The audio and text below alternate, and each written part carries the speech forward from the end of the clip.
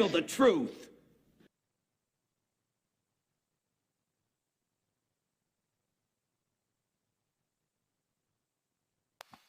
Welcome back, everybody. This is Thomas Free Me.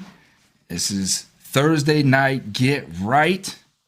And my guest co-host tonight is Mr. Dion RiggensEl. Of course, Mr. Demetris got called into work and he could not make it tonight, so he will be greatly missed. But I promise you, this is a great fill-in for his wonderful shoes, Mr. Dion RiggensEl.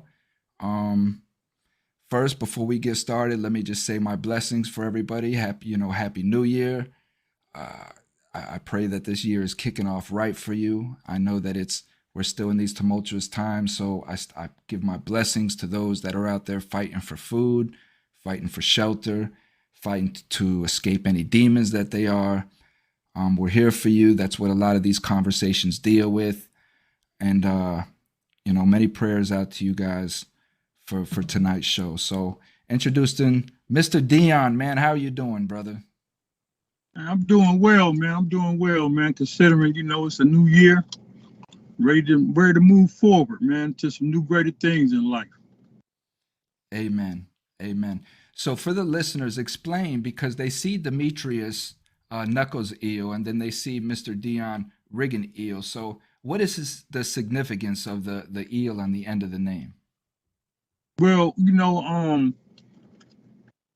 I'm a Moorish American, so we have titles, surnames such as Eels and Bays, and they usually say in the Moorish Science Temple of America that the Eels are creators and the Bays are governors.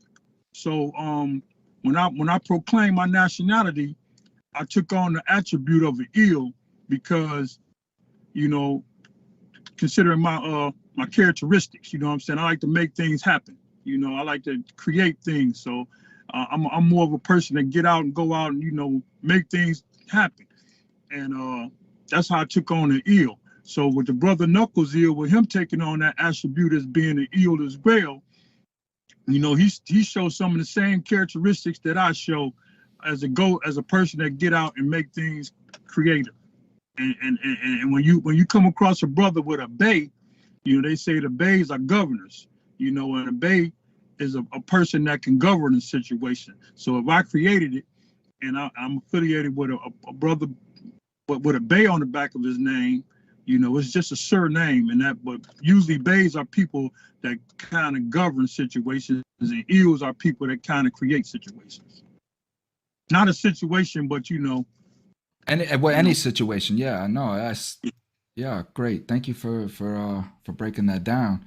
So tonight I brought you specifically on, Mr. Dion. I've been trying to get you on for a while. One, because you're a wealth of information. Two, you're plugged into a lot of what's going on up there in the Michigan area, things of that nature. You're plugged into a lot of great people. And three, just because I've met you in person when I came up to Michigan, and your aura, your ambiance, just your spirit, is one of a comfort and love, So I want to introduce the world to you as well, because you're a positive role model from what I've been seeing and following, and you're somebody that needs to have their voice heard. So the title of tonight's show is A Voice for the Voiceless. Because we're going to be talking about Miss Susan Brown. You're going to introduce my listeners to who she is, this wonderful soldier of a woman. And then we're going to be talking a little bit about Temujin, who definitely needs his voice heard and what's going on up there. So if you will, Mr. Dion, please break down, who is Susan Brown? Oh, man, Susan Brown is a gift from God, man. That's what Susan Brown is. She's a mother. She's even in her condition, where she's at, she's a provider. She's a renowned artist, worldwide artist. She's man, Susan Brown is a magnificent woman, man. She's a person who has embraced herself and embraced the qualities of life, considering her condition. I'm gonna keep saying considering her condition because she's incarcerated. And throughout her incarceration, she has helped a lot of people out, find themselves through her art and through her mentorship and her counseling that she do where she's at.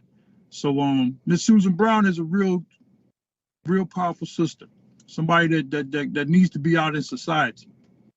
You know what I love about you, Dion? Just like I said from the beginning, man, you said 15 positive things about this person without even saying that she's incarcerated or anything like that first. You dig what I'm saying? And that's why I mess with cats like you, because you didn't even start off letting the people know that she's incarcerated.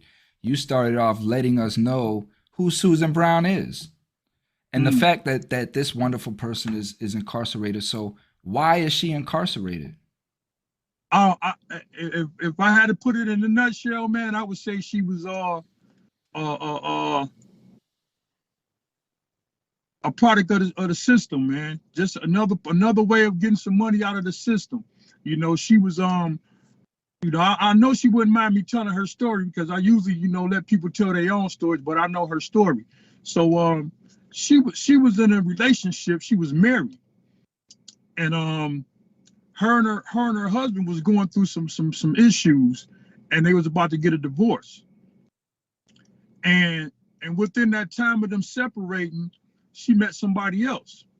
And the person that she met, they got close and intimate and everything. And she got pregnant by that person. So her husband at the time, I guess he was envious, jealous, or whatever you want to call it, man. He was she always used to tell me that he was kind of more of an aggressive husband, not so much as abusing her physically, but abusing her mentally, tearing her down, making her feel that she's less than who she was. So when they separated and she got pregnant by another male, he felt some kind of way. So he attacked her. And he attacked her and he raped her. And in the process of that happening to her, some kind of way, he stabbed her in the stomach, and she wound up getting a weapon and defending herself in a sense. And she stabbed him, and in the process of that, he lost his life. And they prosecuted her for murder. So her first trial was going well, and it came to a hung jury. And then she had another trial, and at that trial, they offered her 20 years in prison, and she didn't want to take no plea because she felt that she was defending herself in that situation. So she didn't take the plea. So you know how that go when you don't take a plea and you go to court. And she went to trial and she got found guilty. And once she got found guilty, they gave her a 20-year plea. She didn't take that, so they wound up giving her life in prison. So that's what she's serving now, a life in prison term. But things are looking up for the sister. I can say that. Things are looking up. She's been incarcerated past the time that they offered her. She is going on 22 years now. And the sister is still maintaining, her dignity. Her dignity. Yeah, she was defending herself. She was defending herself. Yeah, no question. So this was just a crime of passion. This is something that, man, listen, I've been in those situations toxic like that, to where you just get so fed up with the situation, so fed up with the individual. I lost your picture, brother. I'm coming back. So fed up with the individual that you know things just turn deadly. So he stabbed her in the belly, and he raped her, and then he stabbed her, and and once that happened, however the altercation escalated, she wound up getting a weapon and using it on him. And she was pregnant. And she was pregnant. Now the ironic thing about that, brother, man, is her that sister's I don't like to call it a story because it's not a story. It's definitely facts. You know what I'm saying? Her facts is that to this day, she had the baby. She had her son. She had her son. And I don't really know the circumstances of her son's and her father's relationship, her baby, I was gonna her ask husband, that. Yeah. I don't know the relation. I never asked that because when you're dealing with people, man, you don't want to dig all off into their past and dig all off into their personal lives and stuff like Right. that. You sometimes some things just need to be untold, unsaid until she decides to say that. But I do know one thing, that she has been in contact with her son, and she also has 2 daughters, and the 2 daughters are the children of her husband. So she had to go through a lot with them as well, with the mental anguish and all that probably occurred with her and her children. It took some years for her to get back in tune with her children, but I could definitely say that her children, her son and her daughters are definitely in her corner, and they definitely are out here, advocating for their mother. Man, that's tough, man. That's a tough situation for any human being to be in, man. I have a comment from Miss Linda Mary Miller that says she simply defended her life and the life of her child. She was 8 months pregnant. So she was 8 months pregnant. I mean, obviously, the man stabbing her in the belly in the whole situation is a jealous rage. You know what I mean? Yeah. But Yeah. yet they still, and not once but twice, they found this woman guilty of murder, right? Yeah. But I look at you got to blame some of this on the judicial system, man, because it was designed, for them. They had to close the case. Somebody had to go to prison. I'm quite sure if he would have, if she would have stabbed him and he would have survived that, he'd be in prison. Somebody had to go to prison for something. So for her defending herself and for her just by her defending herself and going through a relationship, a marriage that was abusive. I talked to Susan today, man, and it's ironic that we're talking about this, this abuse, man. Just the other day, man, I was driving and I pulled up to this car, and I didn't park exactly right up on the car. I parked halfway past it before the car. And there was this young girl sitting in the car. She had to be about 23 years old or so. And she was looking in the mirror. So I'm thinking to myself, I'm like, what is she looking at? I'm thinking she's looking at me, but she's looking at herself. So I pull up.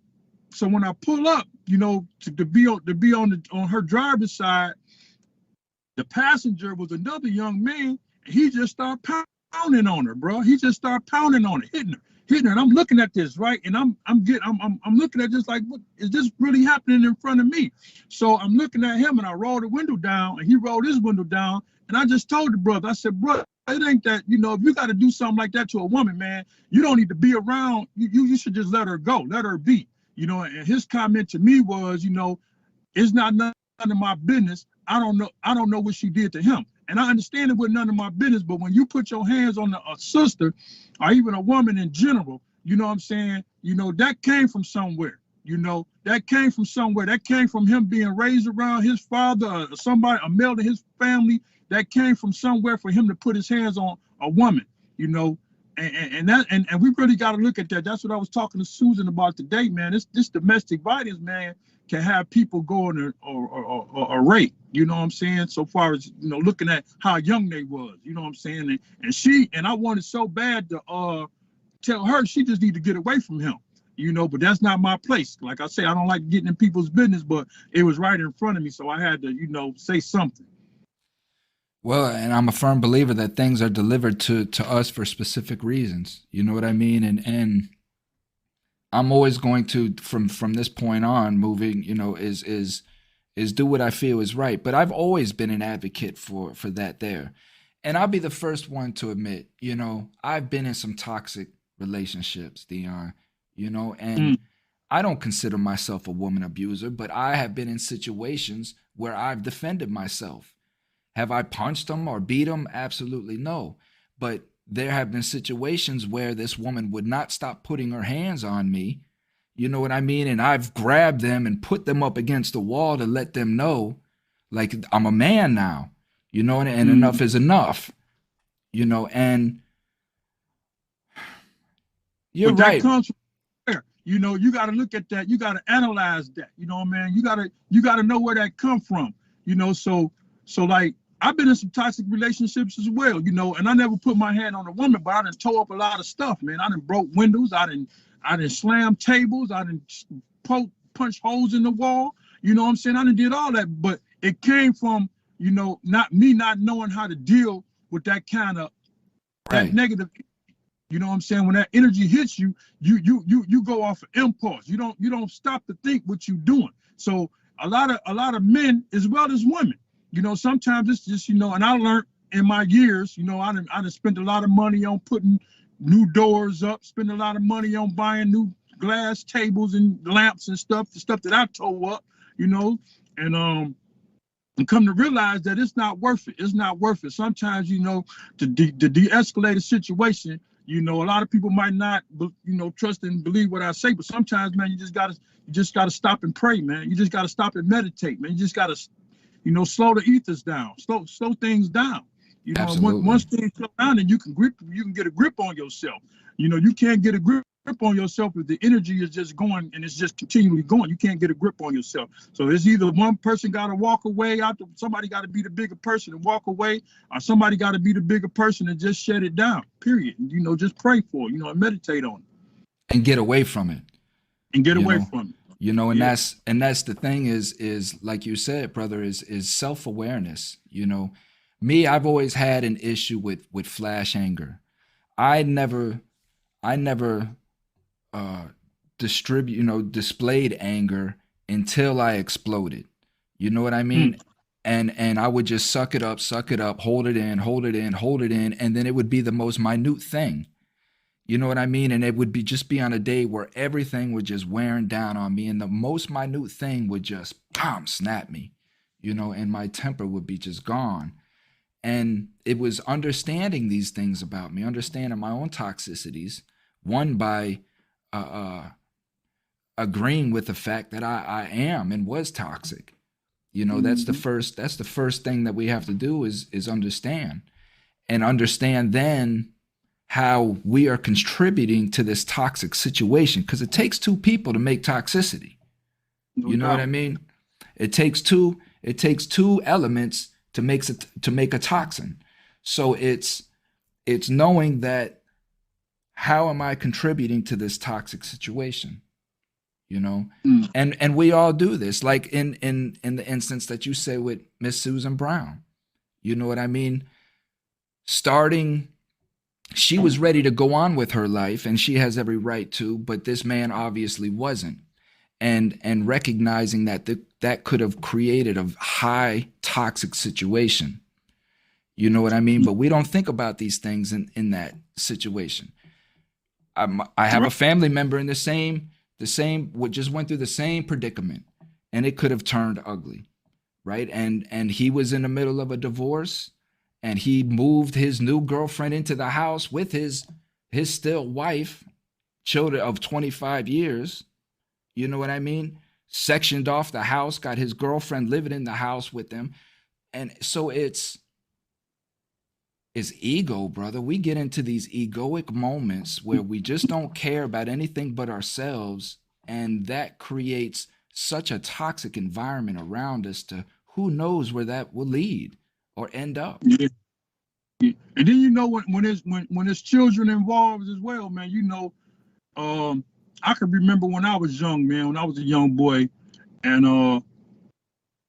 my father used to hit my mother. I seen my father hit my mother, and and as I grew up, I didn't understand why my father would put his hands on my mother. But when I got older and into my teens, and me being around my mother, you know what I'm saying? And she used to tell me stories about how my father used to, go out all night and hang out at the after hour joint. And, if we needed some shoes or something, he would downplay us. You know what I'm saying? He would downplay his children to gratify the street. You know what I'm saying? He was more about the street than he was about his family. So that caused my mother to approach him in a different way. You know what I'm saying? He might have been like, you know, to some men, it might be she was nagging, you know, and she would nag to him and nag him about this and nag him about that and nag him about this and nag him about that, to the point where he, like you say, he to the point where, you know, either go somewhere or you know, and his only resort was to resort to that violence. You know what I'm saying? From her nagging him and saying, you need to do this and you need to do that. So when he reached a certain point, like you said, he reached a boiling point. It's like a volcano. You know what I'm saying? It's just building up. You know, It's a snowball, yeah, that just keeps going. To it erupt, and once it erupt, then you know, and you know this is once you get off into something, once you start it, it's hard to stop. You know what I'm saying? And because you're not thinking at that point, you raging. You That's know, right. and once you in a raged state of mind, you know, you sometimes people say they don't know what they did, you know, and it be true. Some people say, I don't know what I did. I don't know how that happened because I blanked out, you know, and when you blank out, it's just, you know, and you come to and you see what happened, you know, but to make everything peaceful with that, my mother and my father, they grew together. You know what I'm saying? They got a divorce. They handled their differences, and I got a wonderful father and I got a wonderful mother. You know, they're not here now, but you know, I seen them come together from the times that me growing up. You know what I'm saying? Instead of when I was younger. You know, and but I definitely would never put my hands on my wife or another woman. You know what I'm saying? For the simple fact, because I seen how my father put his hands on my mother. You know what I'm saying? That just wasn't normal for me to see something like that. You know what I'm saying? And my father, you know, I seen my mother crying. You know, I'm quite sure people see their family members, their mothers crying, you know, and still staying in that relationship. You know what I'm saying? Trying to make it work. You know, that's some of the stuff that I don't get. Why you trying to make it work when it's not working? You'll walk around with sunglasses on with a black eye. And then, you know, he tell you this and he tell you that, he ain't gonna do it no more, he ain't gonna do it, that's it. And then 3 months down the line, here it is, you got another black eye, you know, so. Well, because that's what I was gonna say before. Like, you know, when you grow up in that type of element, right? You start to think that is love. You start to think that is attention. This MF got to love me because look how much passion he got. He beats my ass. That means he loves me, right? Because why would if he didn't love me and he didn't get so mad at the stupid things I did, why would he beat my ass? You see what I'm saying? So we get into this. Yeah. And because, like you say, we've seen our parents do it. We see other people do it. We see them. We just watched the UFC founder, Dana, you know, That's right. slapping his wife again. Like he said, you know, she attacked him first. She was obviously drunk, out of control, attacked him several times, and he slapped her 2-3 times and grabbed a hold of her. You know, and it's like he said, listen, we've been together since we were 12 years old. You know what I mean? We've been through things. It's not like this is just some woman that I just picked up and I'm smacking her around or nothing. Like, we Right. go through Right. things. So let me ask you, D, before we switch, what, in your opinion, my wise brother, is the number one crux in the poor community when it comes to stress? What is the biggest stress factor? Why are we arguing with each other so much in the poor community? Man. Oh man, it's a lot. You know, it's a lot of lacking. You know what I'm saying? There's lack. It's you know, you don't have the proper, you know, you don't have the proper in that environment, man, in the hood, you don't have the proper, it's a setting, the proper setting, you know, it's just a bold looking setting. You lacking, you know what I'm saying? You lacking the neighbors, you know what I'm saying? The people that your next door neighbor, you know what I'm saying? You lacking communication with your people that you live on the block with. You know, you got people that stay on this block that's fighting people that's around the corner, you know, so it's a lot of lack, man. It's a lot of depriving. You know what I'm saying? People see you with something that they wish they can have, you know, and they can't afford it. So, you know, they deprive you from it and they want to take it from you. It's a lot of that. And our children, you know, the horrible thing about it is, man, in these neighborhoods, in some of these neighborhoods, man, where we as as parents, young parents, you know what I'm saying? Because I don't know how the older parents do. I just see a lot of young people doing it. You know what I'm saying? They out exposing their children to things that they shouldn't expose their children to. You know what I'm saying? In an environment that's unhealthy. You know, you walking around drinking, you walking around smoking, you know, and then eventually your child, you know, you walking around with the gun sitting on the dining room table, you know, eventually your children, they see this. You know what I'm saying? They're observing all of this. You know what I'm saying? So when you're not around, what you think your children is, what you think they doing? You know what I'm saying? They mimicking you. You know, even at a young age, your children is mimicking you. They only doing what they see you do. And they're not gonna do it in front of you because they already gonna know you're gonna feel a certain kind of way about that. You know, you don't do this, you don't do that. But as soon as they get a chance to go off on their own and do it, they're doing it amongst themselves. The children are, you know, in the communities. And it's an age range that the children do this in. You know what I'm saying? You might get a 5-year-old that be cursing like he was that's his vocabulary. Where's he learning this stuff from? Right. You know, and then they get to a certain age, then they start acting certain things out, man. You know, and that's the biggest thing in our communities, man. And these deprived communities is lacking the leadership of the people that can help. You know, because we know everywhere you go, there's a ghetto. Everywhere you go in this United States, there's a ghetto. Everywhere in the world. So it's an upper class as well. You know what I'm saying? You're not gonna mingle the two together. And I think that's what needs to happen. You know what I'm saying? Some of these children that's privileged need to go to the hood and befriend some of these children. You know what I'm saying? And let them know that it can get better. You know, and some children, you know, when they get a certain age, they want to be the ones that get their family out of the dump. You know, they play the basketball, they want to do the football, they want to rap.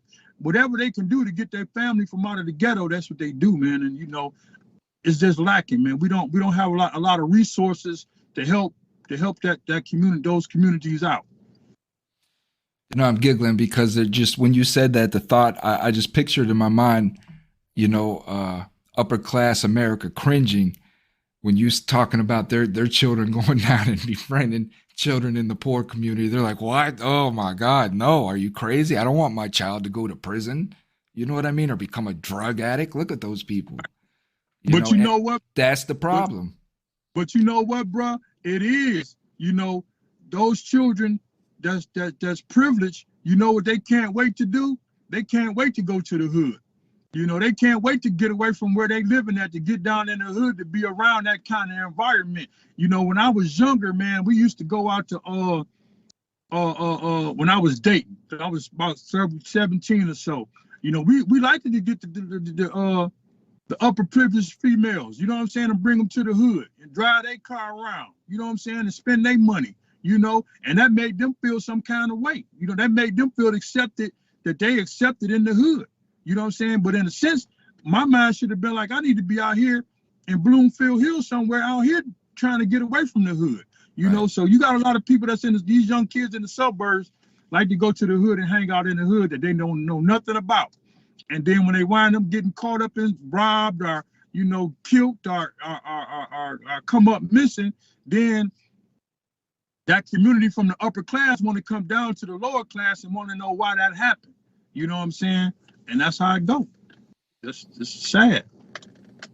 It is, man. It's a crazy, crazy world. So let's switch on over now and talk a little bit about what's going on up there with politics, the governor, the CIU.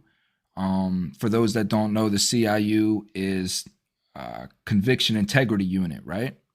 And it's a unit that they build up there in Michigan, dealing with the prosecutors and some individuals that have gotten out, and it's supposed to be a conviction integrity unit, but we're finding out that some convictions are more important than others when it comes to innocence and things like that. So what can you fill us in on what's going on with the CIU? What's going on up there in Michigan with this governor and the attorney general and all this? Well, as we know, they both just got reelected back in the office, you know, and some people feeling good about it, because I talk to a lot of people that's incarcerated and they feel good about the governor being back in office, and they down here screaming go blue. That means we got go blue, mean that we got the majority of the House right now, and the governor has exonerated a few people, 12. She's exonerated some people already. Her first time doing it in her term, her second term. This is her first time ever exonerating some people, which she did. And but when you look at how many people that's incarcerated wrongfully, and the setups that got them there, you got to really look at when you talk about the integrity unit.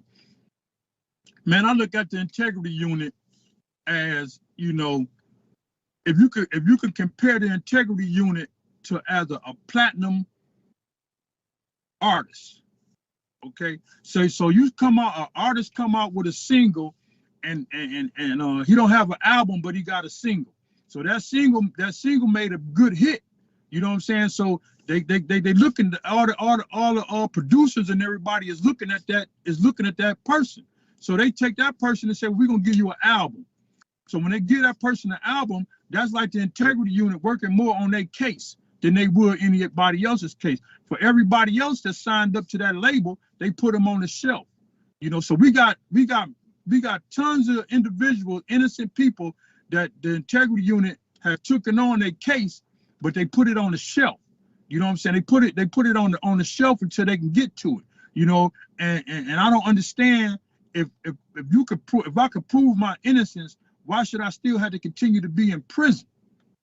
If y'all already know that y'all got evidence of, y'all working on my case, y'all already know that y'all got evidence that I'm innocent on certain situations, why am I still in prison? Why you still got me sitting on the shelf? And that's a question that I keep asking myself, man, because it's a lot of individuals that I speak to that's part of the CIU, that's in the CIU, and they tell me that they say that they can't get to everybody at once. You know what I'm saying? So if they can't get to everybody, but how are they not, like your nephew, for example, which people can go back in and check out, the shows that we've done, 40 years now, I believe, right? 22 years. 22 years. Temujin's 37 years. How come these individuals that have these length of time aren't being first? But let me say this, man. My nephew was not innocent. No, he's not. Well, he's not innocent. No, but with your nephew, he's innocent of murder, right? No doubt. No doubt. So it's all the same. It's just like I have a gentleman, Lloyd Johnson, down here, right? Same instance. He was even found not guilty of brandishing or holding or having anything to do with any kind of weapon, but yet he's still in for felony murder for life. So it's the same, and that's what I mean with your nephew is no, he was guilty of the robbery, right? No question. But he was not guilty of murder, nor did he have any plans to murder anybody, nor was he expecting anybody to be murdered. Yeah, but when you look at certain states, man, like you were just speaking on, certain states, they got to keep a certain amount of population of people that's in prison. You know what I'm saying? They got to. You know what I'm saying? It's just it's a because it's a financial gain at that point for the government. You know what I'm saying? To keep things for other. I'm not going to even say for the government. I'm not even going to say it's a financial gain for the government. It's a financial gain for other entities that provide services to the prison. Just last year alone, man, I spent on the phone. I spent $3,625 on the phone. Just by having a 15-minute phone calls. Before some people send their loved ones care packages. You know what I'm saying? For them to get care packages. The food that they sell that the prisoners get for the care package, you can go to the Kroger's and everything, or you go to the dollar store and get those same items, man. You go to the dollar store and get noodles and whatever the canteen that they have in prison. 35% markup is what they're allowed to mark up on their items in there. 35%. So it's all money. But then when they look at, you know, when you look at the individual of being incarcerated, you know, you're not looking at it. You're not really looking at they're not considered human. You know what I'm saying? They consider it a number. You know what I'm saying? So when they got it, they tally these numbers up. So when you go, you know how that go. When you go to prison, I'm no longer Dion RiggensEl. I'm 237-3999. That's they're not gonna call my name. They're gonna call that number. That's right. You know, so when you got all these tallied up numbers, man, that means something. You know, and then it's just I'm praying, brother, that this cycle go around with this mass incarceration throughout the world, even here in Michigan, because Michigan is a prison state. You know, they got some prisons that they had in some communities where the people in the community was getting mad because they was closing the prison down. You know what I'm saying? They got mad about it. You know, they got upset because they could no longer operate that institution. And the people that's in the communities was the people that was working in that institution. So now they didn't have to fire them, or they got to find another field to work. Well, not only that, but for the listener, right? Understand that a prison population counts towards that town's census, right? Yes, sir. It counts towards Sir. that town's population. So a town that has nobody in it, this is why so many of these prisons are in these towns, because they run these cities, they run these towns. Everybody works there. You either work at the prison or the paper mill or the oil refinery, but you're working at one of those three because that's the only place to work. You know what I mean? So though the prison population counts towards whatever city, town that's in, and allows that city, town to then get federal funding for that population. So like you say, there's so much monetary gain that goes into the prison industrial system, all at the taxpayer's expense. When they sit here and they say that our dollar is taxed 3 and 4 times, I mean, that is literal, right? We are taxed as taxpayers many times over, you know, which goes into, So then when you talk about the CIU units, you know, they're not trying to let nobody out of prison because they still getting some money from that individual. That's just my thought. I don't know if there's any truth to that or not, but you know, if you got individuals, just look at this scenario. Just say I got accused of committing a crime. And at the time of my crime, my arresting officer left out some evidence. He didn't put it in the jacket. And I did 13 years in prison. So now I'm going through all my court files and everything, and I found out that when I got my police report, page 13 is missing. You know what I'm saying? But page 13 got all the information on it to get me free. So now I put it into the integrity unit, and they said they're gonna take my case. So they find page 13.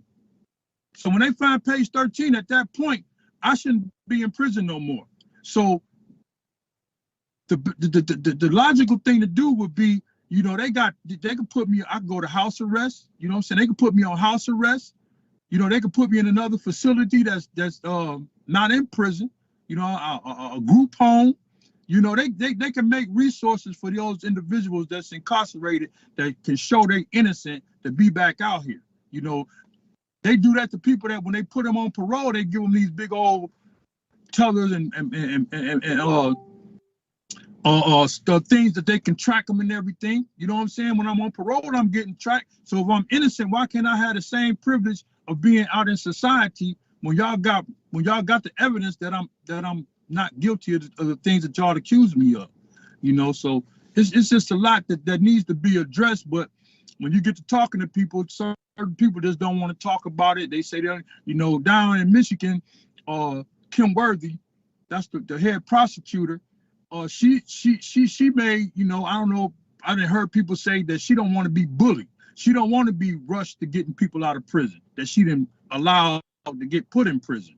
You know, so she feel like when you start talking about why this and why that we're bullying her to make her move a certain way. The same with the attorney general. You know, she don't want to feel like she's being bullied by releasing people from prison. And that's crazy. That is crazy. And what's even more crazy, what I don't understand, is that when we find the corruptness in each of these cases, right, and these cases get overturned, they never investigate the individuals where the corruptness came from. It's just like, okay, we agree that this was corrupt. You can get out of prison now. And then they just move on to the next case. They never go say to or hold anybody accountable for that corruptness. And a lot of these individuals are still in powerful positions. Why? Yeah, How come we're not holding these people accountable when they're found to be corrupt? because they got some kind of, man, I don't know what it is, man. You know, the judicial system, the justice system, the bar association. I don't know. They got it's a whole nother form of I don't even know what you want to call favor, man. I guess it's just favor, man. Because I know how can I how can I arrest you and take away evidence that's gonna get you out, and then when that evidence come back that they're showing that individual hid that evidence and nothing happens to that individual and it's still a murderer out here. You know what I'm saying? How that happen? I mean, you know, the people, just for the general public, need to look at that. You know what I'm saying? How is it that I could get set up, go to prison, get out of prison, the person that set me up don't go to prison, and then there's still an open case of murder being out there because you set me up for this murder that I didn't do? So who did the murder? So do y'all stop looking for that person at that point? Or what happens? That's it. You know, They just shut it down. They figured that, you know what, you guys got what you wanted. He's out of prison. That's it. You know, it's bigger than that. It's bigger than that, man. You know, for people like you and I, man, you know, that want, you know, we both know that, you know, society is gonna be society, man. You got people out here that got mental issues. You got people out here that ain't all put together in the head. You got people out here that's forced to do certain things because they feel that they can't take care of their family the way they supposed to. So they go out here and commit crimes. You know, so it basically goes back to, you know, we know people gonna do some wrong. We know people gonna do some crimes. You know what I'm saying? It's just about when those situations happen, how do we prevent that? And you basically said it at the beginning, man. What needs to be done in these communities that's lacking? You know, they leave, and it seems like it's all by design. You know, they'll let us do everything in the hood until it boil over, until they want to come round everybody up. You know what I'm saying? And it's crazy, man. It's just, that's it. That's it exactly. Because when they come and they kick open my door, D, right, and they arrest me, they want me to tell on every motherfucking body. Pardon my French, but they want me to take down. They want me to go all the way to Noriega. You know what I mean? But when it comes to them, it's mums is the word. You know what I mean? And it's like a code. They're protected by some kind of code, you know. Just like I was just gonna say, Miss Mama Deidre, right, says absolutely qualified immunity protects police and prosecutors from prosecution, and that's the whole point. And what I'm trying to go after is these prosecutors, right, D? When you charge me with 15 charges, right, and I get found not guilty on any one of those charges, I get to come back at you now because you've slandered me. And who knows how you've ruined my life with this slanderous charge that you've brought to me, right? And what that's going to do is make that prosecutor think twice about whether they have enough evidence or not to charge me. You better listen, if you charge me now, you better know what it is, and you better be able to prove it. Again, because that's how I'm held accountable in prison. I just can't run around and tell somebody, man, that dude stole my stuff and we're just gonna go jump him. Nah, what do you mean he stole your stuff? How can you prove he stole your stuff? Mm-hmm. So if I'm held to that standard in life, then our prosecutors need to be held to that standard too. If you say that I murdered somebody and I did all of these acts within that, you have to prove all of that. Because that's what they do. They'll hit us with 15 charges and keep us in the county jail on $100,000, $250,000 bond, right, for 6 months with not even talking to your attorney or just sitting in there not knowing what's going on. And we're just sitting in there on this astronomical bail. They may bring us in for a bail reduction, and bring it down from 250 to 100,000. You know what I mean? And they always, you know what they do? They always know that if a person is out here living a productive life, let's say, and you get set up or you get caught up in some mess. Now you done lost your job. You know you ain't getting your job back. You know, your integrity is going to be looked at. You know, people going to start doubting it. Maybe he did do it, or maybe, you know, because they're going to paint a picture of you. You know, once they paint that picture, then people going to start looking at you in that way, you know. And then when they can't prove it and they just put you in the county jail and you can't bail yourself out, you know, it falls back on the taxpayers, man. You know, and that's one thing that I really don't understand. How can, you know, and this applies to me too, but I got a problem with it. You know, how can I continue to, you know, these people taking money out of my check every week, you know, and it's significant. The more money you make, the more money they tax you for. You know what I'm saying? So they taking my money and they putting it towards stuff that I don't want to even invest it in. You know, if I'm paying my taxes for individuals that's in prison, you know, why aren't they getting the best adequate care that they supposed to get if they taking money out my check? You know what I'm saying? And millions of other people's paychecks. You know what I'm saying? It shouldn't be no kind of condition for anybody that's incarcerated to be going through what they're going through if they're getting billions of dollars from taxpayers paying for them to be there. And where's that money go? Where's all the money to go that leaves your check? Where does that money go? We don't even know. I wish I knew, bro. Where does it go? It's not going back into our school system like they say, right? It's not going back into prison reform. It's not going into no programs. Where does the money go? All I see is billions and billions and billions of dollars going to Ukraine. Did you agree with that? Yes, sir. And you know, at one point in time, man, they was building prisons like projects. Bush. You know what I'm saying? They was building prisons like projects because prison at one time was $1 billion. It still is a industry as it's making money, but it's dwindled down a little bit. But you know, back in the 90s and the early 80s, when they was having private prisons, you know what I'm saying? They was taking people and putting them on a private and taking them down to some land down in where the fields is at and building private prisons. You know what I'm saying? Keeping people in the barns. That was the Bushes. And you know why the Bushes were building prisons like that? Because they had a lot of industrial merchandise within the prisons. The Bushes own, at one time, I don't know if they still do, but the Keefe Company, right? Bushes owned the Keefe Company, and Keefe was huge inside of the prisons. That's the coffee, that's a whole lot of stuff. So yeah, you have these individuals that have the power to create opportunities for themselves to reap in billions and billions of dollars. And that's what our politicians are doing, is they're getting in there and they're creating laws that benefit their pockets. Right. This is how Nancy Pelosi is almost worth $1 billion. How much? I think she's worth like $100 and some million, $250 million or something like that. And her salary is $100 and some $1,000 a year. I think $225 a year. How do you get $100 and some million? You got her. You got Nancy Pelosi, and then you got her staff. You know, you got her staff. They getting money.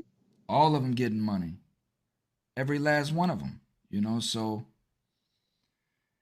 like Miss Deidre says, and like a lot of the comments, you know, we have to make noise. We have to come together. Thinking that. My biggest thing, D, is down here in the Florida area is just trying to connect our communities, there's a lot of frustrated people. You know, when I was in with the county commissioner right before the new year, he had asked me, what's the biggest issue coming out of the poor community? Like, what's going on? And it's like I told him, there's no hope. When you take a hope from a human being, what you get is what you see. We're animals, right? We just live animal lives. We react to what it is. We take what we want. We're creating a barbaric society because there's no hope. And when you take that hope away, then it becomes the strong versus the weak. And that's just the story of life. I'm not going to sit here and keep eating hog guts while you're eating steak, and I know that I can come take this steak from you.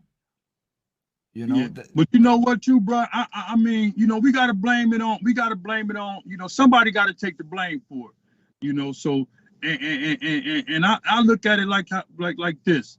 You know, it's been all designed, man. You know, they don't come to the hood unless they gotta come to the hood. You know what I'm saying? So when they flood the hood with the drugs, you know, these different kind of drugs that they letting people do, you know, even to legalizing marijuana, man. You know, when me myself,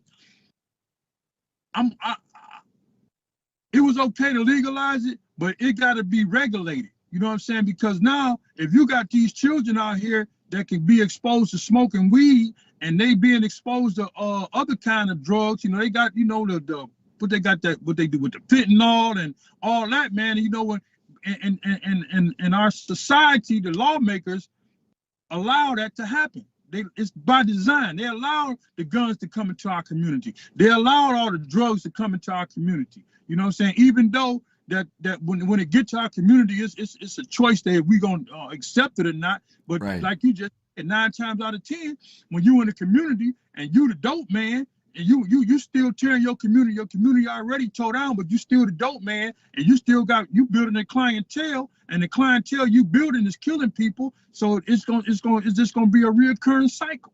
You know what I'm saying? Until that dope man understands that he's doing the government's work, until that dope man understands that he is tearing our nation apart. This is why I'll never deal poison again. Right? Because I will not be part of tearing down the people who are already struggling. I will not make money off other people's misery no more in any kind of job, legal or illegal, because there's plenty of legal jobs that these big banks utilize Americans to do the dirty work for them, and, you know, things of that nature, just making money off other people's misery. I don't want that kind of negativity in my life. Even to the music that we listen to, man. You know what I'm saying? It's okay to rap about some things that you did, or the things that you accomplished in your life so far as being a thug and this and that. You know what I'm saying? But look who's getting paid off of that. You know, the industry is getting paid off of it's really your trauma. You know what I'm saying? It's your trauma. You know, so you sitting out here rapping about. You know, that's how the one young brother they got on trial right now, Young Thug. You know what I'm saying? He's on trial right now because he got a record label, and they making his record label a gang. You know what I'm saying? But the money that they done made off of him, the money they done made off this man already, these high industry rap labels. You know what I'm saying? They done made a ton of money off of him. You know what I'm saying? So now his time is up. So now he gonna wind up going to prison for the rest of his life until the next individual step up and start rapping about the same thing. So when you rap about your life, you know, that's what I don't mind people telling their story about how they got down and how they been out here doing this and doing that. But sometimes, man, I would not use my life, my way of growing up to benefit my pockets by telling people some of the disgusting things that I did to people and some of the things that I didn't acquire in my life that ain't good. You know what I'm saying? But I know I can get paid. If I wanted to get paid off of it, I could, but it don't make no sense. Because like you said, why would I want to continue to put stuff out there like that that's going to tear my community down? And that's all it does. That's all it does, man. And at the end of the day, D, like you said earlier, man, it comes down to us individually. Our parents, you know, like the video games, you know, they got Grand Theft Auto out there, as violent as it is. I play Grand Theft Auto, but I'm an adult. And the games are made for 18 and above, but yet you have 12-year-olds on there more than you have anything else, right? So who's responsible for that, right? Those are the parents. How is your children ending up with these games? How is your children watching porn? How is your children on these adult apps? How is your children doing these things? How is your children getting guns? You know, how is your children doing drugs, getting marijuana? You know, I think one of the people on your made a comment that we definitely have to come together and build on this, man. You know, and the more awareness that's come behind it, because everybody ain't bad, man. Everybody ain't out here killing people. Everybody out here ain't doing this, and everybody ain't. There's some good people out here too. And in my point of view, I think there's more good people in the world than it is bad people. You know what I'm saying? It's just the bad people that need to be a little bit influenced by some good. You know what I'm saying? Because you never know what a person is going through in their life to make them react and act the way they act. You know what I'm saying? So once you hit that point and see that, some people just feel that if I could just get a job, you know what I'm saying? If I could just work and do some good, then I'll stop doing this. You know what I'm saying? But you got to be presented with some good. Amen. Well, Brother Dion, thank you for filling in for Brother Demetris tonight. As always, man, just another powerful Thursday night filled with wisdom, filled with love, you know, and this is what it takes. It's just a community coming together, having a conversation and figuring out how to be better people. At the end of the day, we just have to be better people. Cut off your TVs, cut off your phones, cut off all of the crap that is consuming your time away from your family. Get plugged back into your family, right? And take back control. That was some of the comments from Ms. Deidre. You know, take back control of your house. You know what I mean? Take back control of your home. Stop bringing your business, your home family business. Stop putting that crap on TikTok, on Facebook. Keep your home your home. That is your security. That's your cave. You know what I mean? That's everything. And we expose our home to the world. You know, I have social media. I got a lot of followers, but I do not expose my personal life at all. I'll expose me and my experiences, but what's going on around me, I don't expose that stuff. I'm not going to the restaurants, taking pictures of my food, where I'm at restaurants. I just don't do that. I'm not taking pictures of my family and because that is not what social media is for, in my opinion. You know, now everybody has their own opinion and they utilize social media the way that they do, but at the end of the day, it's a tool. It's just a tool to make our lives a little bit easier and more efficient, but not to be utilized all day, every day, to where our family is sitting around the dinner table, just sending tweets and stuff at dinner table. You know, I have to say this, man, because I went on vacation and I did take a couple of pictures and put it on social media and that, for so on and stuff. But I agree with you to a certain extent, man, because, you know, my wife is like that. She's private, you know, and some people that's private don't want a lot of people knowing about what's going on in their lives that's personal, you know what I'm saying? But to the point of having this social media, you know, I think it was planned by design as well, man, because you get people jumping on here, man, and just, you know, just doing all kind of unimportant stuff. You know what I'm saying? You get people that just go live just to go live, just to show two people fighting. You know what I'm saying? What is that doing for the community? I see people going live, D. I see people on TikTok going live with a sign. They'll just stand there with a sign like this here, not talking until somebody makes me laugh. And they'll just sit there with this sign. And they'll have 300 viewers trying to make this person laugh so they talk. This is how stupid we've become. That's the blind side, man. You know how that go, man. While they got TikTok going on over here, while they distracted, while we distracted by going live on Facebook, doing these TikToks and doing this unnecessary stuff on TikTok, that they got a whole nother plan going on. They doing stuff because we blindsided at that point. You know, we're not even paying attention. You know, so the people that's paying attention are the ones, people like yourself and some of the people that's on your live right now. I could definitely say Deidre is woke, you know, and she's aware of what's going on in the communities and things of that nature, and even how to control it and fix it. You know what I'm saying? Because it all started with our children, man. I'm not gonna stop saying that. It started with our children, because if we're exposing our children to all this stuff, you know what I'm saying? What do you expect? What do you expect? You know, you got these babies right now that know how to take a phone and go straight to YouTube. Amen. They don't know how, can't read, can't write, can't do none of that, but they know how to go straight to YouTube. You know what I'm saying? They know how to go straight to what they want to watch. I play that game that they want to play. You know, but you give them a book. They won't know what to do with it. Don't even know what the hell it is. Yeah, man. So Don't even know what it is, D. Well, thank you, man. Thank you. I'm gonna let you get back to doing you. Thank you for blessing me, an hour of your precious time, man, in the show.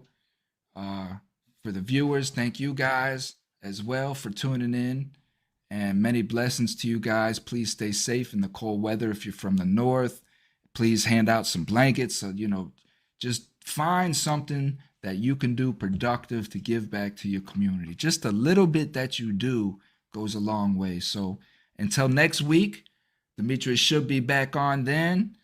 Many blessings. Please check out Mr. Dion on Facebook. I have that up on the screen so you can find him. Please look into Miss Susan Brown and how you can help her and everything that she's doing. And please be a voice for Mr. Temujin. We need him out. This governor knows that she's supposed to let him out. The fact that she exonerated the 12 before Christmas again, to me, that's just a slap to our face. But that's another topic for another day, man. I don't want to get started on that. I love you, D-Mess. I just want to say, for the listeners that's on this platform, man, you can follow, you can come to Free People, join the group. I'll be doing my lives again. I'll be picking up my lives again after the 15th. You know, I just wanted to get some downtime to get my thoughts together and get my mind right, before Amen. I start jumping back on the live, man. I just wanted to do that. But I really appreciate you, brother. I really salute you on the things that you're doing, man. I really honor the stuff that you're doing, bro. You keep up the good work. Thank you, man. It's brothers like you that just keep me going. Again, it's connecting. So stay safe, partner, and I'll catch you on the flip side. All is well. Peace. Peace.